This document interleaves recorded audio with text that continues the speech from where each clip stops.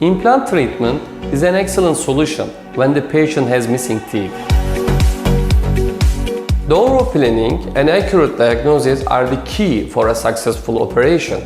Therefore, there are several steps we do before the implant operation. First, we listen to our patient's medical and dental history, then examine the patient physically. Next, we check the patient's bone level. For the simple cases, we use our panoramic X-ray, but for the complicated cases, we employ our high-tech 3D CT scan to make a precise and accurate assessment. Finally, it is very important to discuss the case with the cosmetic dentist so that we place the implants on the right locations to design functional and aesthetic smiles thereafter.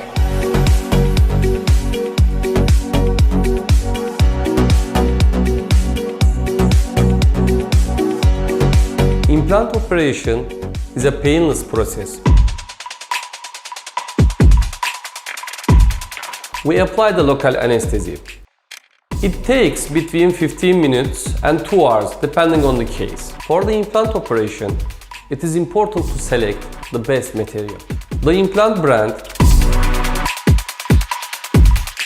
the quality of the membrane, and bone graft material affects the success rate of the surgery.